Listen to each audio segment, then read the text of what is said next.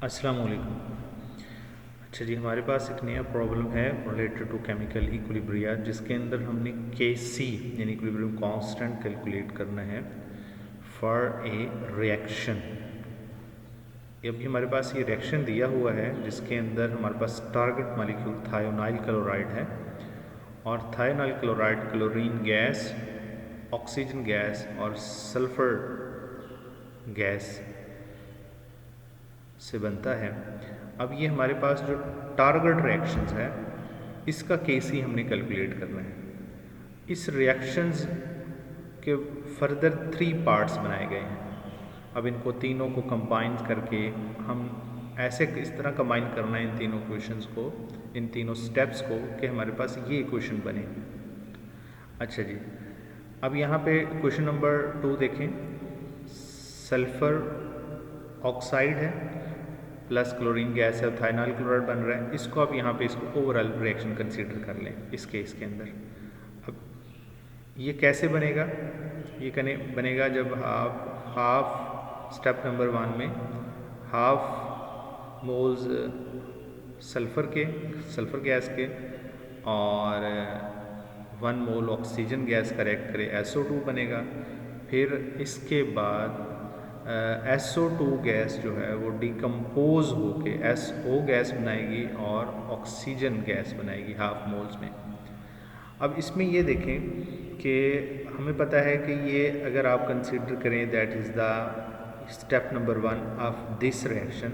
Step number 1 की जो product होती है वो नेक्स्ट स्टेप के अंदर एज ए रिएक्टेंट के तौर पे काम करती है, लेकिन यहाँ 4 वाली इक्वेशंस के अंदर उन्होंने जो प्रोडक्ट है एज ए रिएक्टेंट के तौर पे यूज़ नहीं की, यानी लेफ़्ट साइड पे उसे रखना चाहिए था, लेकिन उसने उसको राइट साइड पे रखा हुआ है। लेकिन इसको भी लेफ़्ट साइड पे रखेंगे एज ए जो प्रोडक्ट है स्टेप नंबर 3 की, उसको 4 नंबर स्टेप के अंदर रिएक्टेंट साइड पे लिखना है और जो रिएक्टेंट है वो प्रोडक्ट साइड पे लिखना है।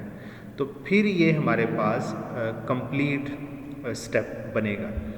तो अच्छा जी, हम सबसे पहले क्या कर लेते हैं, इन तीनों को कंबाइन करने के बाद हमारे पास ये वाली ओवरऑल इक्वेशन बननी चाहिए। ये तभी उसी वक्त बन सकती है जब स्टेप नंबर 4 को आप रिवर्स करेंगे और उनकी Kc वैल्यूज़ गिवन है यहाँ पे।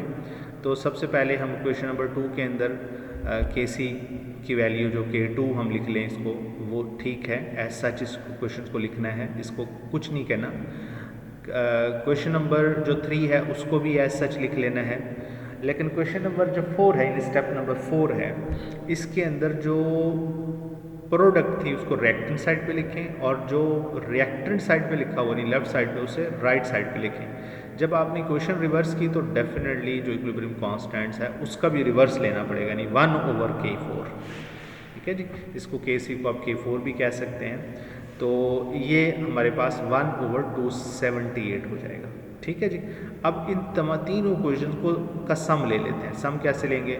जो रिएक्टेंट साइड पे हैं सारी स्पीशीज़ उन्हें रिएक्टेंट साइड पे लिखें, जो यानी लेफ़्ट साइड पे सारी स्पीशीज़ हैं लेफ़्ट साइड पे लिख लें, और जो राइट साइड पे स्पीशीज़ हैं वो राइट साइड पे लिख लें। तो ओवरऑल हमारे पास इस तरह इक्वेशन आ जाती है और इनके अंदर जो कट ऑफ हो सकता है उन्हें हम कैंसिल कर देंगे।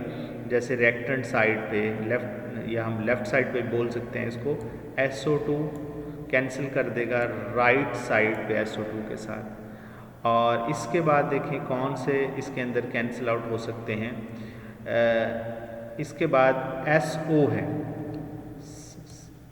SO लेफ़्ट साइड पे कैंसिल कर देगा राइट साइड पे SO के साथ। अच्छा, इसके बाद ऑक्सीजन है, लेफ़्ट साइड पे 1 मोल ऑक्सीजन है और राइट साइड पे हाफ मोल है। तो इसका ये हाफ मोल इसके हाफ के साथ कैंसिल हो जाएगा, तो बाकी इसमें से हाफ बच जाएगा, रिमेनिंग में आ जाएगा। तो आप जो बच गए हैं रिएक्टेंट साइड पे प्रोडक्ट साइड पे आप ओवरऑल यहाँ पे लिख लें। अच्छा जी, हाफ S2 है यहाँ पे लिख लिया हमने, जो कैंसिल नहीं हुआ, और हाफ ऑक्सीजन हमारे पास बच गया रिएक्टेंट साइड पे, और क्लोरीन सी गैस एज सच Cl2 लिख दें। फिर प्रोडक्ट साइड पे देखें तो हमारे पास सिंगल स्पीशी बची हुई है जो थायोनाइल क्लोराइड है, इसको लिख लें। अब ये वाली इक्वेशन जो है वो सेम वही आ गई जैसी उसने हमारे क्वेश्चन नंबर 1 गिवन स्टेटमेंट के अंदर दी है। ठीक है जी। अब इसके बाद क्या करें, जब आपने सारी क्वेश्चन का सम ले लिया तो आपको जो ओवरऑल केस ही कैलकुलेट करना है जिस क्वेश्चंस के लिए, तो क्या करना पड़ेगा, तीनों इक्वेशंस यानी तीनों स्टेप्स के इक्विलिब्रियम कांस्टेंट्स की वैल्यू को मल्टीप्लाई करना पड़ेगा। तो कैसे, 1/K2 मल्टीप्लाई बाई K3 और 1/K4, क्योंकि हमने स्टेप नंबर 4 को रिवर्स किया था। और तीनों को मल्टीप्लाई करने के बाद हमारा टारगेट इक्विलिब्रियम कांस्टेंट की वैल्यू आ गई, वो 3.4410⁻⁻⁴। होप सो आपको ये समझ में आ गया और लिटिल बिट ट्रिकी क्वेश्चन है, लेकिन मुश्किल नहीं है।